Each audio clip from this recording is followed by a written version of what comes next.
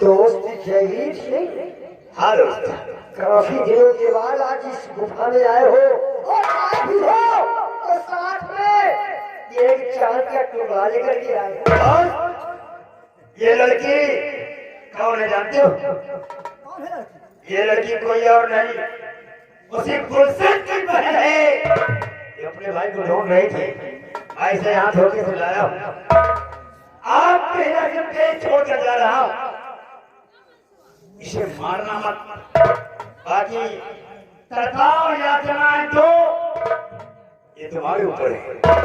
जब इसकी जरूरत पड़ी तो हम आकर इसे ले जाएंगे। मेरे दोस्त, ये उसी गुलशन की बहन है जिस गुलशन ने हमारे महाकाल शैतान को अपनी शक्ति के द्वारा मार मार करके पस्त कर दिया। अच्छा किया, जो काम मुझे करना था आज वो काम तुमने किया। अरे दोस्त के संग दोस्त के काम लाए, लड़ना था इसीलिए इसे यहाँ आपके पास लाया हूँ। इस छिपकली को यही छोड़ दो। ठीक है दोस्त, और तुम जाओ, आराम करो, जब तुम्हें की जरूरत हो तो हमारे पास आ जाना। इस बात का ख्याल रखना दोस्त, ये मरना नहीं चाहिए। इसकी जरूरत पड़ सकती है और कब जरूरत पड़ेगी ये मैं भी नहीं जानता। अगर जरूरत पड़ी और ये ना रही तो हमारा तुम्हारा काम बिगड़ जाएगा। इसलिए मैं जा रहा हूँ, इसका ख्याल रखना। ऐसा मत कीजिए, मुझे छोड़ के मत जाइए, मुझे भी ले जाइए।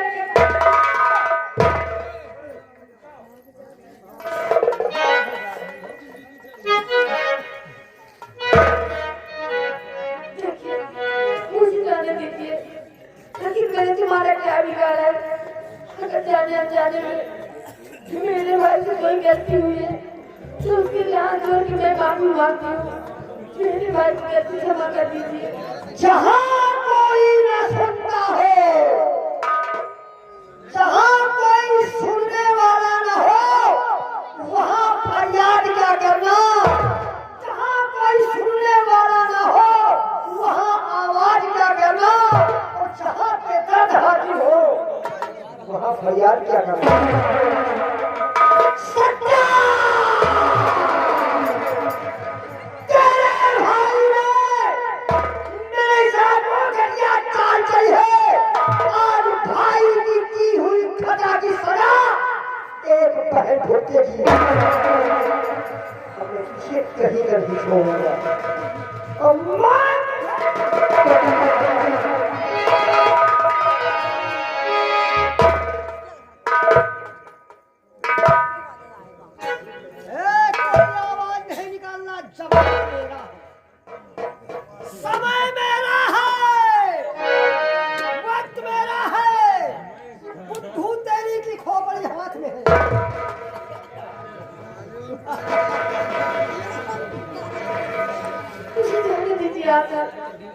मैं अपने भाई के पास जाना चाहती हूँ।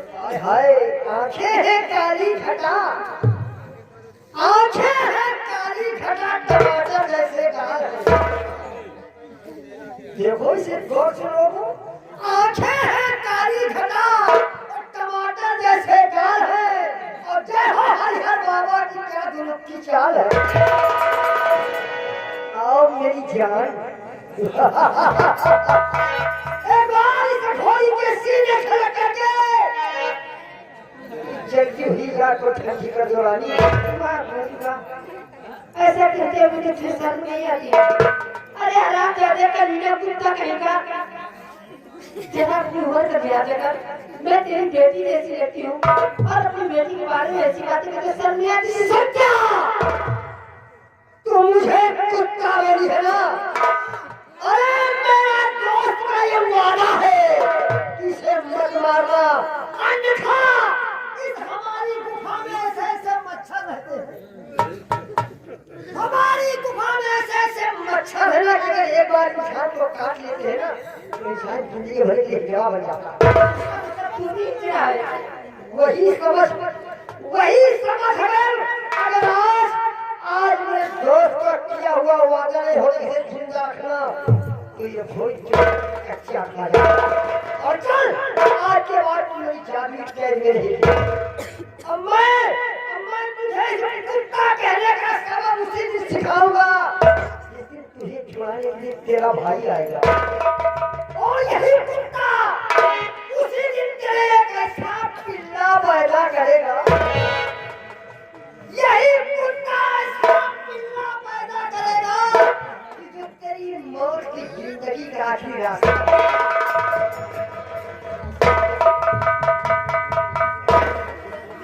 मार दिया जाए कि छोड़ दिया जाए हो, बोल तेरे साथ क्या शुरू किया जाए। जाने नहीं दूंगा, तुझे ले चलूंगा और हाँ आज की रात का समय है, कल सुबह ही तुझे मार डालूंगा।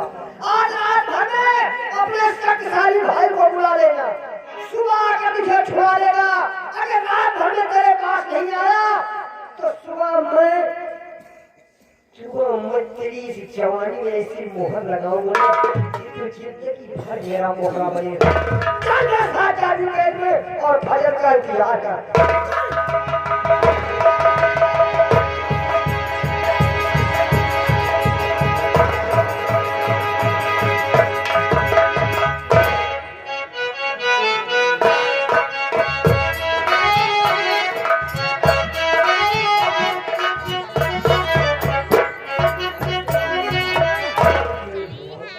जिस बात का हमें डर था वही हुआ।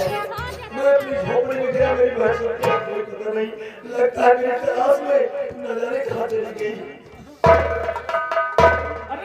क्या बात है भैया? गुलशन आप यहाँ? हाँ, बहुत थोड़ा विलम्ब हो गया है। क्या विलम्ब हो गया? मैं अभी चेक करा रहा हूँ कि तुम्हारी बहन सत्या को महामंत्री पकड़कर खींचते हुए बियाने किले की तरफ ले गया है। क्या बात करते हो भैया? सत्या राम, जल्दी हमारे साथ चलिए, मैं आपको तुरंत दिखाऊंगा। मेरी बहन सत्या को तो मंत्री जयवीर सिंह ले गए। हाँ, बियाने किले की तरफ ले गया है। तो मैं अपनी नजरों से देखा। मैं अपनी नजरों से जगह से दौड़ता हुआ आ रहा हूँ, अब चलिए। ये मैं क्या कर रहा हूँ? आखिर मेरी बहन से उसने क्या दुश्मनी? मेरी बहन ने उसको क्या बिगाड़ा? जो हाल है मेरी बहन को उठा के ले गया और उन्हें बिगाड़ने की एक तरफ जो जगह खतरे से खाली नहीं है। इससे पहले कि मेरी बहन के साथ कुछ अनोखी हो जाए, कोई घर में रह जाए, मुझे वहां जाना चाहिए। अरे हाँ, बिगाड़ने के लिए मुझे पता था, चित्रा ने बताया था कि मैं बिगाड़ने के लिए वही रहती हूँ। अगर वो मंत्री जयवीर सिंह मेरी बहन सत्या को उठाकर बाहर ले गया होगा बिगाड़ने के लिए, तो चित्रा जरूर जानती होगी मेरी बहन के बारे में। इसलिए देरी ना करते हुए अभी और इस वक्त मुझे वहां फौरन जाना चाहिए।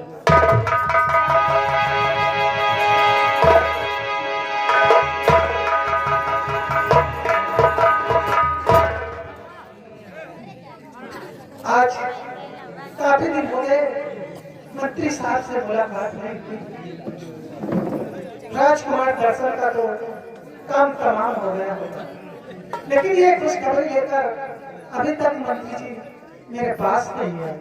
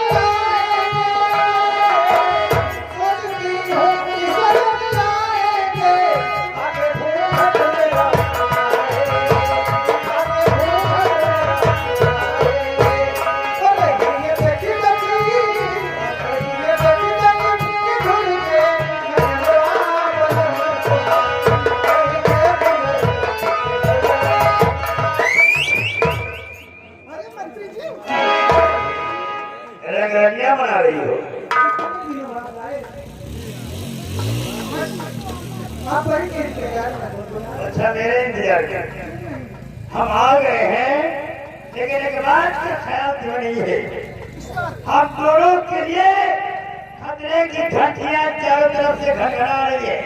तुम्हें इस बात की खबर नहीं है। अगर हम यहाँ की घंटियां देखिए, मैं आपके कहने का मतलब हम नहीं समझ दोनों पाई। की मोहब्बत के लिए रास्ता साफ नहीं है, रास्ता कांटों भरा है। पहले कांटों को हटाओ रास्ते से, उसके बाद मोहब्बत की गाड़ी चलाओ। अरे बाबू जरा थोड़े शब्दों में बतलाइए, पहले ऐसी मत जानिए। देखिए महाराज, तुम्हारे कहने का मतलब हमारे कहने का मतलब ये है कि पहले सेनापति को रास्ते से हटा दो।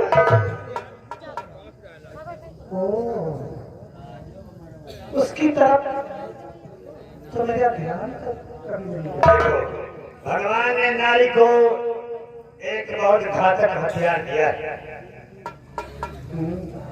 हुस्न का, और हुस्न का तीर सेनापति पर ऐसे चलाओ वो इस तरह से घायल हो जाए कि तुम्हारे हुक्म का गुलाम बन जाए, और तब मौके की नजाकत को परखकर अब उसे रास्ते से हटा देंगे।